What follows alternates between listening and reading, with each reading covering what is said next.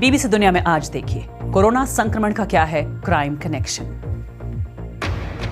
Italy में lockdown में 2 महीने बाद मिली ढील। पाबंदियों के दौरान फिर सर उठा रही है संगठित अपराध की समस्या।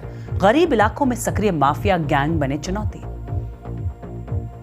स्वागत है आपका बीबीसी दुनिया में। मैं हूं सारिका सिंह। कवर स्टोरी में बताएंगे माफिया गैंग कैसे उठा रहे हैं लोगों की मजबूरी का फायदा। लेकिन पहले हेडलाइंस। भारत के कई शहरों में शराब की दुकानें खुलते ही लोगों ने सोशल डिस्टेंसिंग को दिखाया ठेंगा। संक्रमण के मामले भी बढ़े। 24 घंटे में 2500 से ज्यादा नए केस। रिकवरी रेट भी बेहतर। अब तक 27% लोग बीमारी से उबरे। 7 मई से विदेश में फंसे भारतीयों को वापस लाएगी सरकार। यूरोपीय कमीशन कोरोना संक्रमण रोकने के लिए हुआ एकजुट। वैक्सीन के लिए जुटाएंगे $8 अरब। नेताओं का ऐलान, हर गांव के महफूज होने तक हम नहीं होंगे सुरक्षित। अब तक दुनिया भर में 2,48,000 की जान ले चुका है वायरस। गिलगिट बल्तिस्तान में चुनाव को पाकिस्तान के सुप्रीम कोर्ट ने दी मंजूरी। भारत की कड़ी आपत्ति, कहा वहां चुनाव करना पाकिस्तान का अधिकार नहीं। पाकिस्तान ने खारिज किया भारत का ऐतराज। इनमें से कुछ अहम खबरों की चर्चा आज बीबीसी दुनिया में।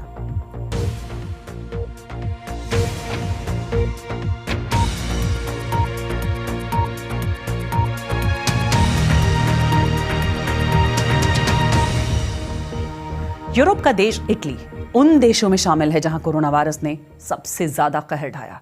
करीब 2 महीने के बाद लॉकडाउन के बाद अब वहां बंदिशें हटाई गई हैं। लोगों को राहत मिली है, लेकिन एक समस्या भी उठ खड़ी हुई है। दरअसल लॉकडाउन के दौरान देश के गरीब इलाकों में अपराध का खतरा बढ़ गया है।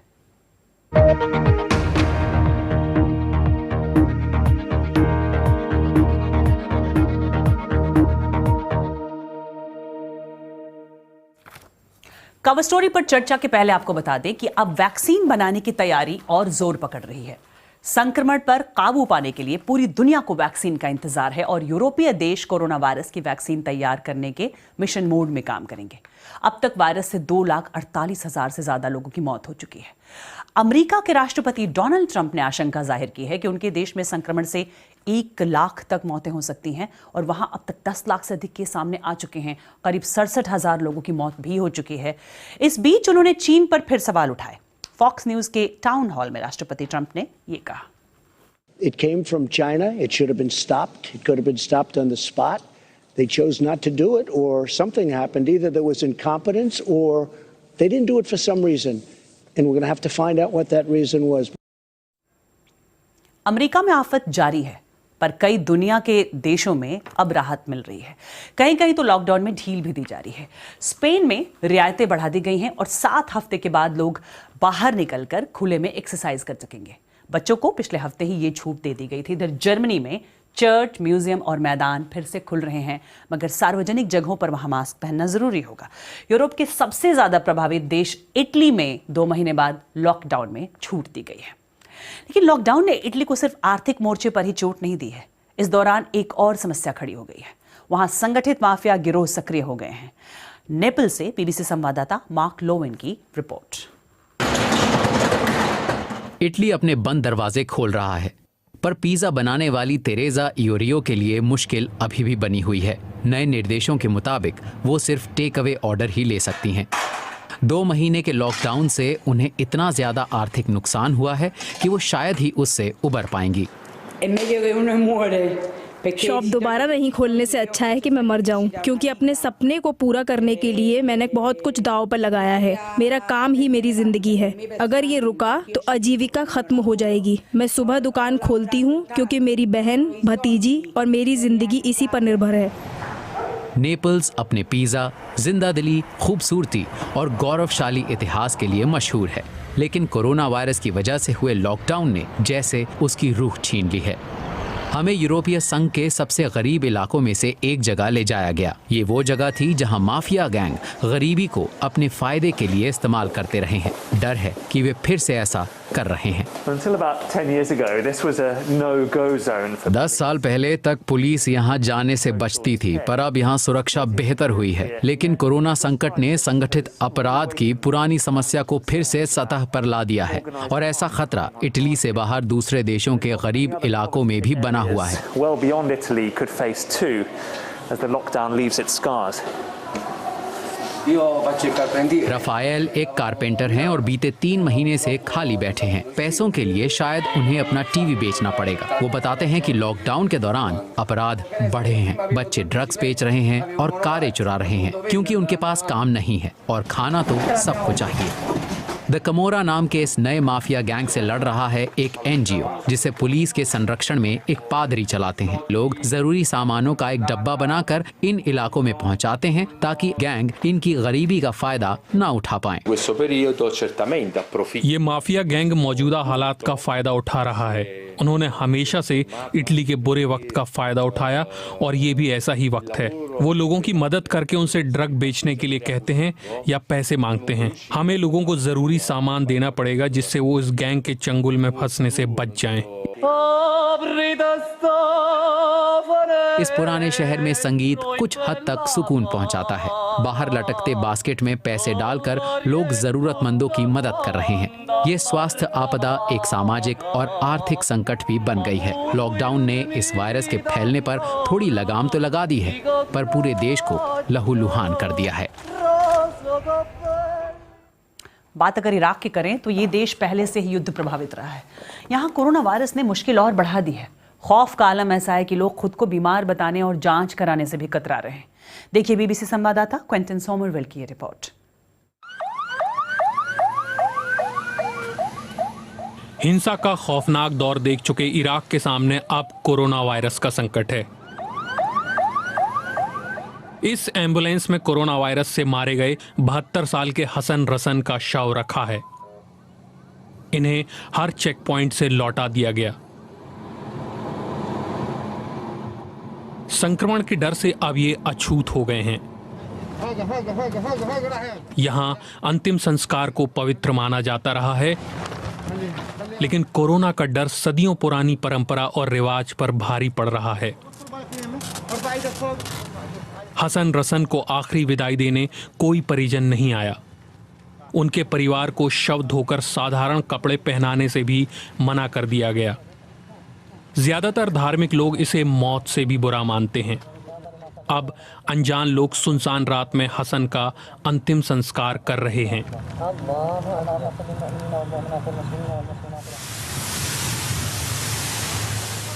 ये बीमारी का दंश है। यहाँ लोग क्वारंटीन जैसे हालात में हैं। बगदाद में आंशिक लॉकडाउन है। रमज़ान में शहर में सन्नाटा ज़रूर है, लेकिन सुकून नहीं है। यहाँ कुछ ही लोग बीमारी स्वीकार करना चाहते हैं या टेस्ट कराना चाहते हैं।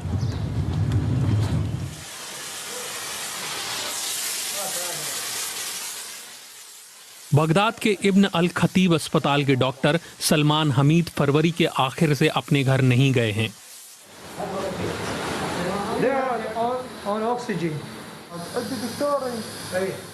इनके कुछ मरीज अपनी मर्जी से आए थे।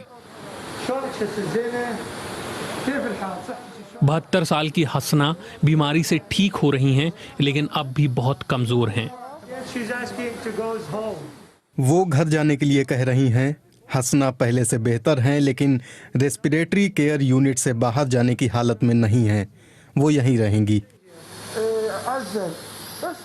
डॉक्टरों पर काम का बहुत दबाव है। हालांकि इराक में कोविड-19 के आधिकारिक आंकड़े कम हैं।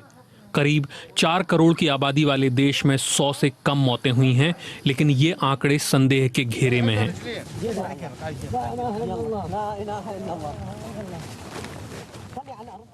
आखिरकार हसन रसन को 5 मीटर गहरी कब्र में दफना दिया गया है,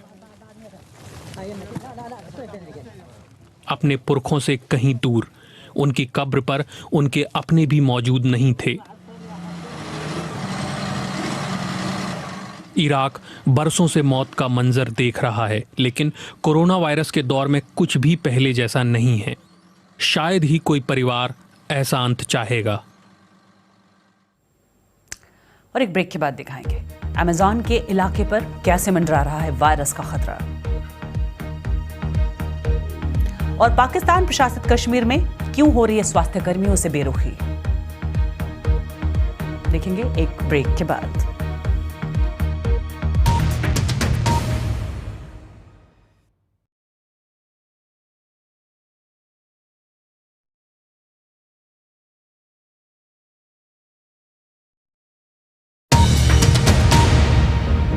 आप देख रहे हैं बीबीसी दुनिया, मैं हूं सारिका सिंह।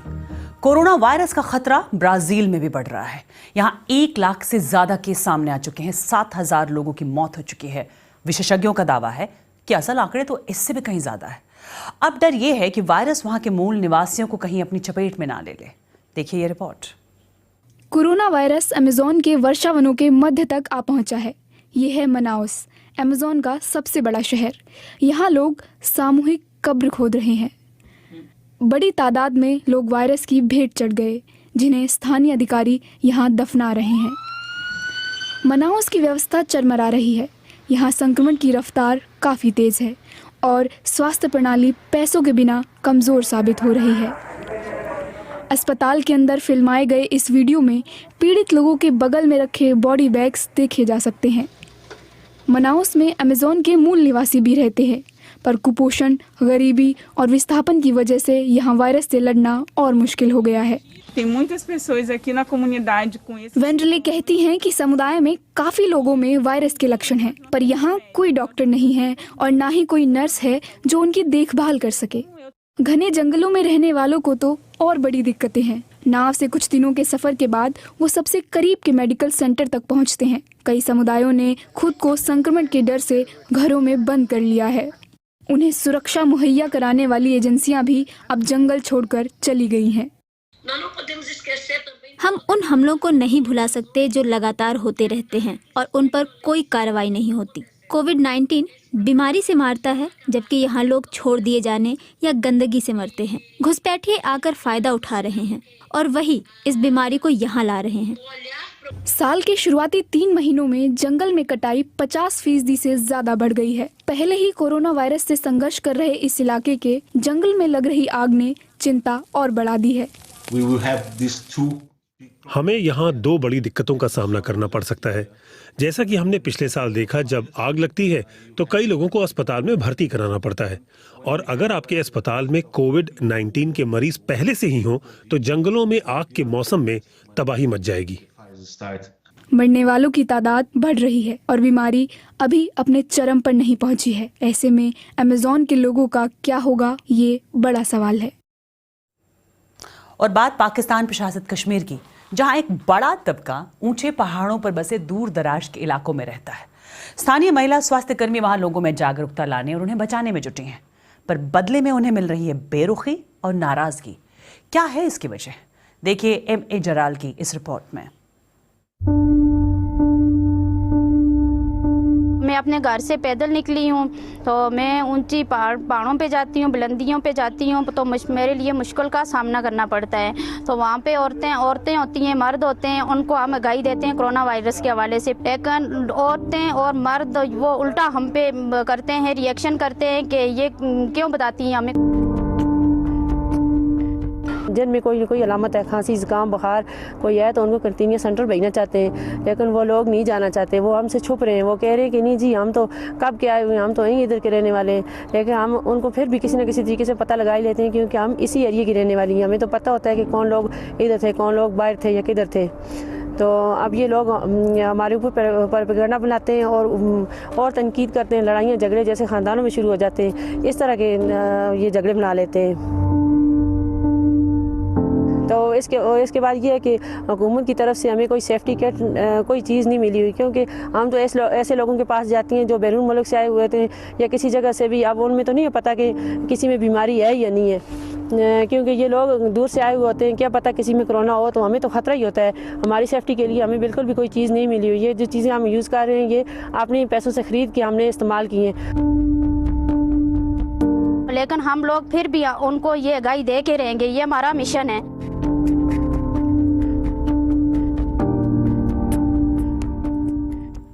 तो एक ही सिक्के के 2 पहलू हैं। दुनिया में कहीं स्वास्थ्य कर्मियों का शुक्रिया अदा किया जा रहा है, तो कहीं उनसे इस तरह की बेरुखी की जा रही है।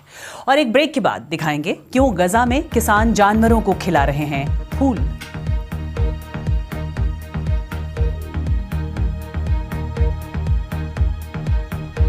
दिखाएंगे एक छोटे से ब्रेक के बाद।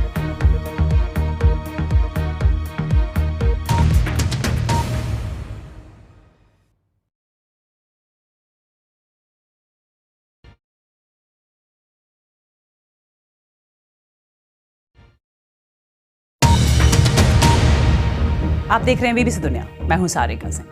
बात गजा के उस इलाके की जो कभी फूलों से गुलजार रहता था, लेकिन कोरोना वायरस महामारी की मार ऐसी पड़ी कि फूल उगाने वाले किसान अब अपने कारोबार को आंखों के सामने तबाह होते हुए देखने को मजबूर हैं।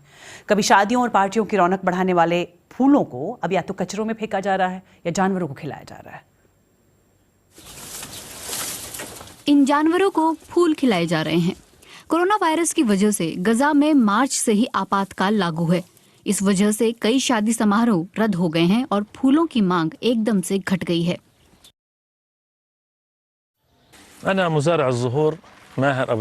मेरा नाम मेहर है। मैं एक फूल किसान हूँ। जैसा कि आप देख सकते हैं, यहाँ फूल खराब हो रहे हैं। ये कोरोना वायरस महामारी की वजह से लागू आपातकाल के कारण हुआ है। ये फूल इसलिए खराब हो रहे हैं क्योंकि इनकी मांग कम हुई है और कारोबार ठप है। इसके उलट सब्जियों के दाम में पिछले कुछ हफ्तों में काफी उछाल आया है, लेकिन फूलों की खेती तो तबाह होने की कगार पर है। गजा पट्टी में इसराइल की नाकेबंदी से पहले यहाँ के फूल यूरोप निर्यात होते थे, लेकिन अब किसान संकट का सामना कर रहे हैं।